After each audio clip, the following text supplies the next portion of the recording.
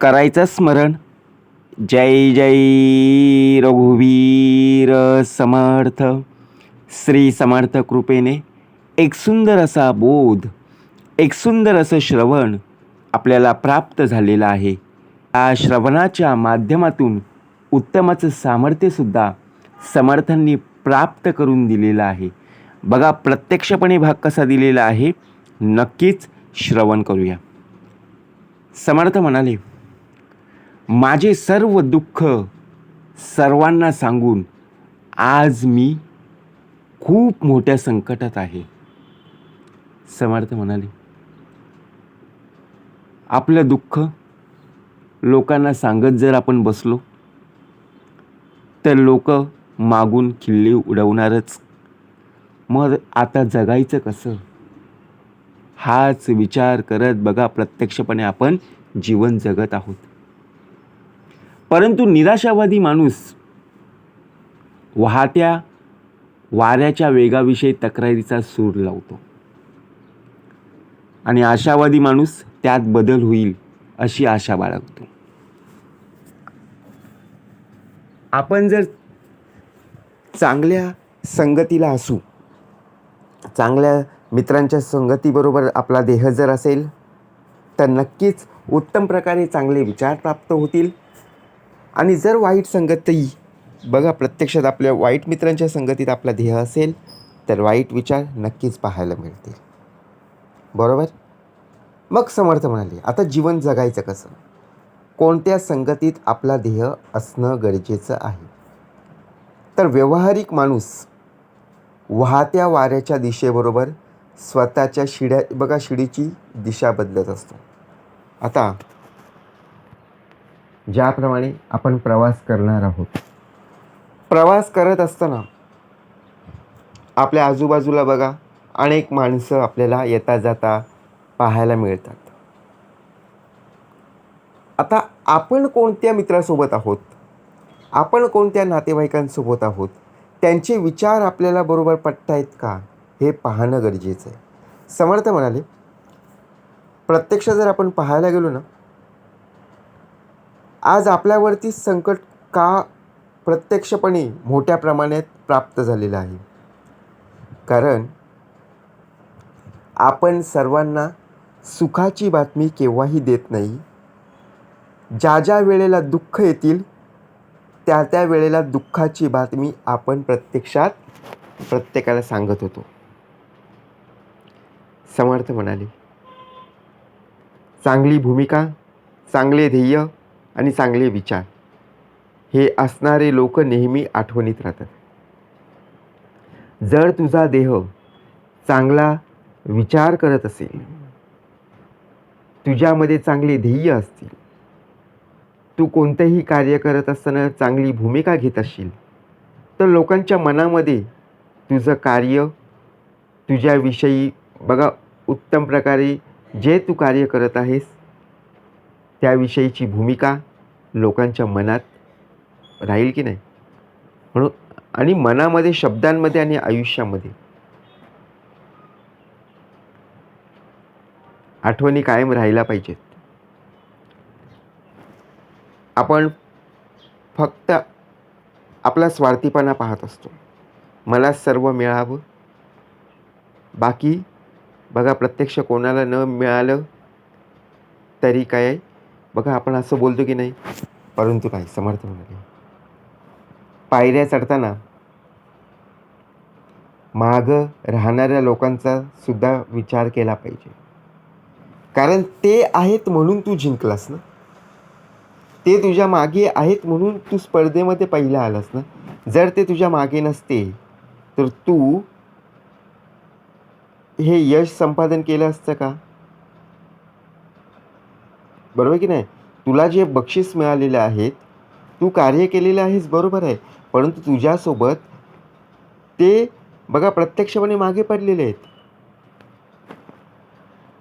कोण, तर बघा जे तुझ्यासोबत स्पर्धेला उतरलेले स्पर्धक. आता समर्थ म्हणाले, कारण पायऱ्या चढताना त्रास होतो. बघा पायऱ्या चढताना त्रास होतो, परंतु उतरताना त्रास होत नाही.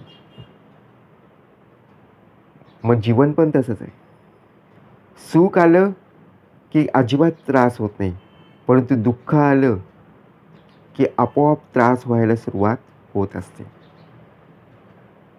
लक्षात ठेवा. व्यक्तिमत्वाला आणि स्वभावाला न शोभणाऱ्या भूमिका नाईलाजानं साकारायला आपलं आयुष्य बघा कमी पडतं.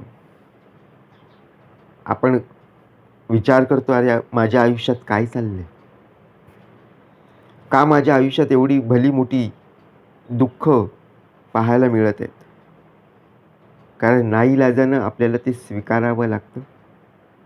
ज्याप्रमाणे आपण संगत पकडलेली आहे, धरलेली आहे, त्या संगतीप्रमाणे. समर्थ म्हणाले,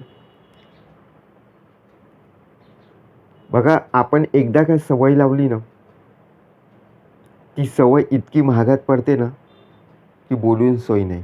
म्हणजेच काय? आता विचार करा. जर आपण चांगली संगत, चांगली सवय आपल्या मनातून प्राप्त करत असू, तर नक्कीच चांगल्या विचारांप्रमाणे आपल्याला ते कार्य करता येईल. परंतु वाईट संगतीमध्ये जर आपला देह असेल, तर विचार करा, आयुष्य खूप कठीण होऊन जाईल. जर आपल्याकडे सर्व काही आहे, परंतु आपली देण्याची भूमिका नसेल, आपली सवयच नसेल, फक्त घेत राहावं ही जर सवय असेल, मग उपयोग काय? समर्थ म्हणाले की आपल्यामध्ये देणं घेणं ही भूमिका असणं गरजेचं आहे. काय दिलं पाहिजे आणि काय घेतलं पाहिजे. परंतु आपण अर्थ काढणारे वेगळेच ना, बरोबर की नाही? तुम्ही नसाल, तुम्हा सर्वांना नमस्कार आहे. या देहाला बघा प्रत्यक्षपणे अनेक विचार येतात. काय दिलं पाहिजे, काय घेतलं पाहिजे. समर्थ म्हणाले, आपल्यातला जो स्वार्थीपणा आहे ना, तो प्रथमतः बाजूला सार. आपल्यातला जो अहंकार आहे ना, तो बाजूला ठेव. अहो, प्रत्यक्ष देण्याची सवय लावून घेतली तर आपल्याकडे बघा, एक वाटी साखर जर त्यांना दिली, तर दुसऱ्या वेळेला ते साखरेची वाटी घेऊन येतील की नाही? म्हणून विचार करा. जर तुम्ही त्यांच्यासाठी वेळ दिलात, तर ते सुद्धा वेळात वेळ काढून तुमच्या मदतीला धावून येतील की नाही? म्हणून देण्याची वेळ असणं आणि घेण्याची वेळ बघा प्रत्यक्षात पाहायला मिळणं, हीच खरी आयुष्याची रणनीती आहे. आयुष्य काय आहे? समर्थ म्हणाले, कधीच कोणाच्या डोळ्यामध्ये पाणी येऊ देऊ नका.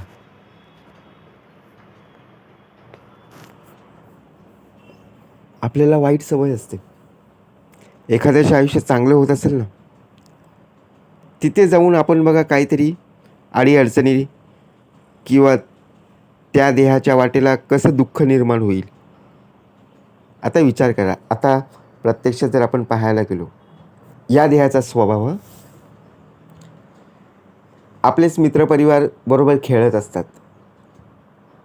आणि खेळत असताना बघा आपण काय करत असतो, की मध्येच जातो, बॅट घेतो आणि आपण खेळायला सुरुवात करतो. आणि बघा आऊट झाल्यावर आपण तिथून निघून जातो. आपल्याला काय झालं, लगेच आपण स्वतःहून आऊट झालो ना, परंतु आपण काय विचार केला की चिटिंग केली. परंतु मग आपल्याला आलेला राग आपण काय करतो, आपल्या हातातली बॅट खाली फेकतो, बरोबर? परंतु ते खेळत होते ना, ते आनंदाने खेळत होते, आपण गेलो, बरोबर? त्यांनी बघा स्वतःहून बॅट दिली खेळायला, परंतु आपण पहिल्याच बॉलात आऊट झालो. म्हणजे विचार करा, कोणाच्या डोळ्यामध्ये पाणी येता कामा नये. खेळता नाही आलं तरी चालेल, हसवता नाही आलं तरी चालेल, परंतु कोणाच्या अश्रूचं कारण आपण म्हणून बघा प्रत्यक्ष होऊ नका. आनंदाने खेळा, आनंदाने जगा. म्हणून समर्थ म्हणाले, दुःख हे सांगून येणाऱ्यातलं नाही आहे. लक्षात ठेवा. पण विचार जर केला ना, दुःख आलं की प्रत्यक्षात आपला देह कमजोर होतो. आपल्या निस्वार्थी कर्मानं दुसऱ्यांच्या मनात घर करून जगणं हीच जीवनातली सर्वात मोठी कमाई आहे. अहो, आपण पैसा असला की घर काय, बंगला काय, बिल्डिंग काय, आपण बिनधास्तपणे उभारू शकतो. परंतु दुसऱ्यांच्या घरामध्ये आहे ना, प्रत्यक्षात घर करून राहणं, यालाच तर खरी मोठी संपत्ती म्हणतात ना. अहो, आपल्या आजूबाजूला आपण मोठेच्या मोठे बघा बिल्डिंगा काय पाहतो, टॉवर काय पाहतो. परंतु काही लोकांचा आपल्याला स्वभाव पटत नाही. आलिशान गाड्या, आलिशान बंगले, आपल्या देहाचा भाग, या देहाचा भाग चालू आहे. परंतु आपण जर स्वार्थीपणाने जर जीवन जगत असू, तो लोकांच्या मनामध्ये आपण घर करू शकतो का? नाही. लोकांच्या मनामध्ये घर करायचं असेल तर बघा, एकमेकांना मदत करणं, सहाय्य करणं, त्याचबरोबर अडीअडचणीमध्ये धावून जाणं, हीच खरी मोठी आयुष्याची संपत्ती आहे. बरोबर ना? आयुष्याने शिकवलंय, एक वाक्य जिंकलो तर प्रत्यक्षात आवरायचं आणि हारलो तर सावरायचं. बघा, आपण आपल्या आयुष्यात हार पण पाहिली, जीत पण पाहिली. बरोबर की नाही? पास पण झालो आणि नापास पण झालो. परंतु जेव्हा आपण पास झालो, जेव्हा आपण बघा जिंकलो, तेव्हा आनंदाने होरपळून जायचं नाही की माझ्यासारखा कोणीच नाही आहे, मीच असा, मी तसा. आणि प्रत्यक्षात जरी आपण नापास झालो किंवा बघा प्रत्यक्षात जर आपण पाहायला जर गेलो, दुःख आले तर आपल्याला ते सावरता आलं पाहिजे. समर्थ म्हणाले, हेच तर खरं आयुष्य आहे. आपला देह मर्यादेमध्ये असला पाहिजे. आणि ज्यावेळी तुझ्या वाटेला सुख येईल, त्या वाटेला बघा प्रत्यक्षात सुख आलेलं कोणाला सांगितलं नाही. आणि ज्या वेळेला दुःख येईल त्यावेळी बघा प्रत्यक्षात सर्वांना सांगितलं तर तुला त्रास होईल. म्हणून आपल्या अंगी झेप घेण्याची प्रवृत्ती असणं गरजेचं आहे. ज्यावेळी आपण एखादं कार्य करत असतो, ते कार्य करत असताना आपण इतरांचा आधार शोधत असतो. परंतु आधार तेव्हाच मिळतो ज्यावेळी सांगणारी कोणीतरी व्यक्ती बघा महान असते. जर आपण कोणाचंही ऐकलं तर आपण पुढे जाऊ शकतो का? नाही आहे. जी व्यक्ती बघा अनुभवी असेल त्या व्यक्तीचं आपण ऐकणं फार गरजेचं आहे. ज्या व्यक्तीकडून आपल्याला उत्तमाचं बघा मार्गदर्शन प्राप्त होणार आहे. आपलं अंतःकरण जोपर्यंत शुद्ध आहे पर्यंत विश्वातील कोणत्याही गोष्टीची भीती बाळगण्याची गरज नाही आहे.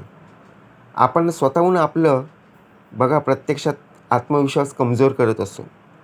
परंतु आपली नीतिमत्ता साफ हवी. बरोबर? जर आपली नीतिमत्ता साफ असेल तर आयुष्यात बघा जर आपण पाहायला गेलो ना तर आत्मविश्वास डगमगणार नाही. आणि जेव्हा दुःख येईल त्यावेळीसुद्धा बघा आपला आत्मविश्वास हा मजबूत राहील. परंतु केव्हा? जेव्हा आलेलं दुःख हे लोकांना सांगशील तेव्हा तू स्वतःहून कमजोर होशील. परंतु आलेलं सुख जर लोकांना सांगत बसलास तर तुझ्या वाटेला सुख येईलच, परंतु स्वार्थीपणा हा मनामध्ये येता कामाच नाही. म्हणून समर्थांनी का भाग दिलेला आहे, जरी तुझा देह खूप मोठ्या संकटात अडकला असला तरी तुझे दुःख लोकांपर्यंत पोचू देऊ नकोस. जय जय रघुवीर समर्थ.